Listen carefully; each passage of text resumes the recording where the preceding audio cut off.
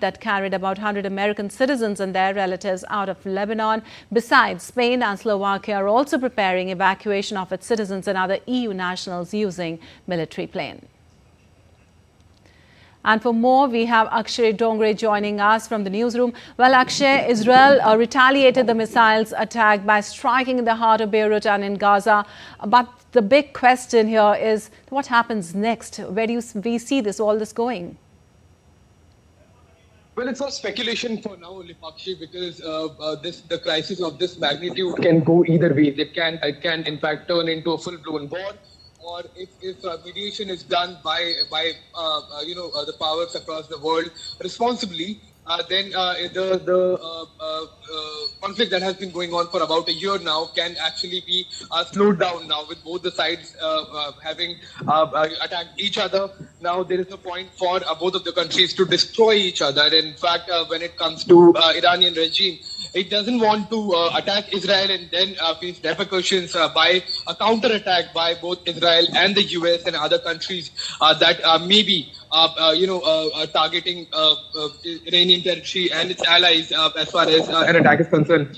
Similarly, Israel doesn't want to attack Iran, or rather should not be attacking Iran, and then forcing a retaliation from Iran and other allies in the region. Israel has an understanding that Iran is a major power of the region. It has support from several other countries of that part of the world. So it is going to be a very tricky question that where do we see this conflict going from here?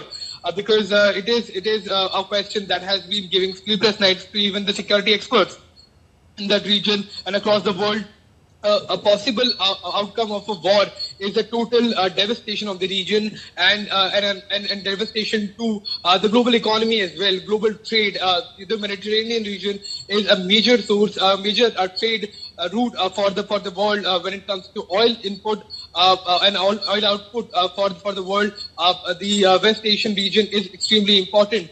So it remains to be seen that how caution will be exercised by Israel and Iran.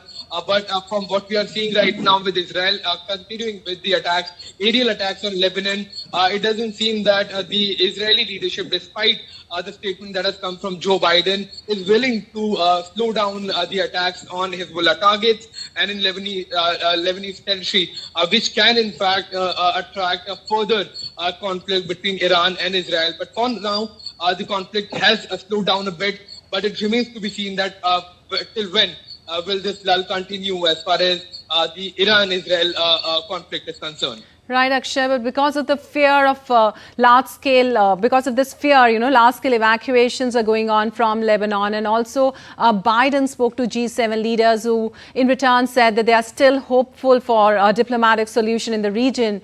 Can we see any kind of hope there? Well, from what we are hearing, both UK rather and France have conveyed to the US leadership that there should not be any retaliation coming in from Israel anymore towards Iran. And countries may not even include themselves as far as a large-scale attack against Iran is concerned from Israeli side, and that countries like the United Kingdom and France will not be supporting Israel if a large-scale attack is conducted on Iran. Because other countries now realize, even the NATO members now realize that a large-scale war is not in favor of any country. Israel may attack to appease the domestic politics as far as the Iranian leadership is concerned, or further targets in Lebanon and other countries in the region, but it is not in favor of a lasting peace. Israel has to understand that it is surrounded by a lot of these countries that are anti-Israel, and the peace can only come for Israel as well through diplomacy, and that has been the stand of the Indian government as well, that a lasting peace will come only through diplomacy and not through aggression. And it remains to be seen that this statement that has come in from countries like the UK and France urging Israel to not attack Iranian territory, or they will not get support from countries like UK and France. It remains to be seen that whether the Israeli leadership will be forced to reconsider the kind of wars that it has taken to retaliate against the Iranian leadership and the country. All right, all-out war, of course, is of no interest to anyone. Meanwhile, also Israel barred entry to UN Chief Guterres from entering the country for not strongly condemning Iran's missile attack, reflecting broader Israeli frustration with the UN. How do we see this? Well, that's the perspective of the Israeli leadership. Obviously, it is quite shocking to see. The Israeli leadership barring the United Nations General Secretary, but the UN GenSec is not a partisan member of any country. He's heading United Nations, and though the organization, yes, it has failed on many occasions as far as prevention of a conflict is concerned, but it has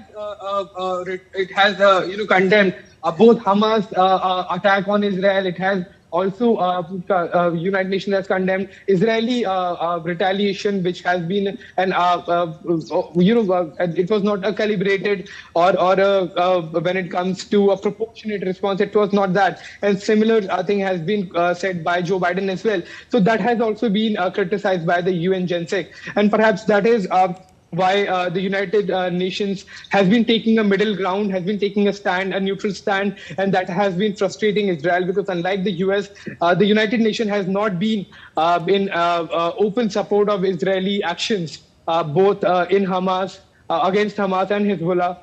So it seems that this is in a way a show of frustration by the Israeli leadership as well.